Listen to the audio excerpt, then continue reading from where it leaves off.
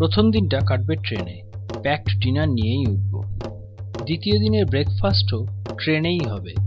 এরপর ট্রেনের নির্ধারিত সময় 12:10 পৌঁছানো আলিপুরদুয়ার। লাঞ্চ আলিপুরদুয়ারের হোটেলে। লাঞ্চের পর বেরিয়ে পড়ব সিকিয়াঝোড়া বোট রাইড করতে। বোট রাইডের খরচ কিন্তু আপনার।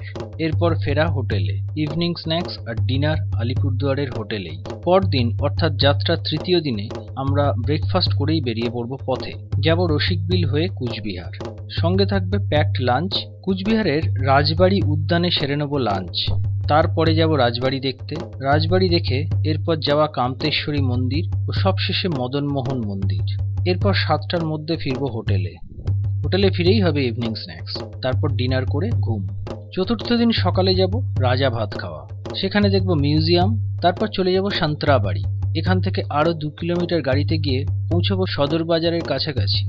এরপর হাঁটা 1.5 কিলোমিটার হেঁটে পৌঁছানো বক্সা দুর্গের ধ্বংসাবশেষে। ফেরাও একইভাবে। ফেরার পথে যাব জয়ন্তী, এখানে হবে লাঞ্চ।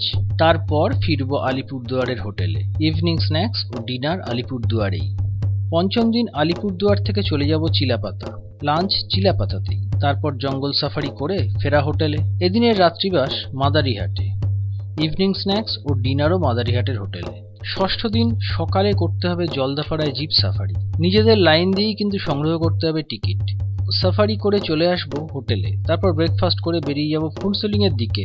ফুনসোলিং এ দেখবো গোমফা আর ক্রোকোডাইল পার্ক। এরপর ফিরবো মাদারিহাটে হোটেলে। এদিন লাঞ্চ একটু দেরিতেই করতে হবে কিন্তু। ইভিনিং স্ন্যাক্স, ডিনার ও রাত্রিবাস মাদারিহাটি।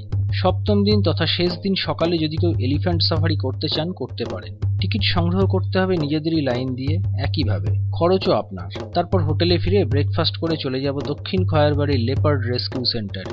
সেখান থেকে হোটেলে ফিরে লাঞ্চ সেরেই আমরা উঠে পড়ব গাড়িতে। যাব সোজা আলিপুরদুয়ার স্টেশন। তারপর ডিনার প্যাক নিয়ে চড়ে বসবো ট্রেনে।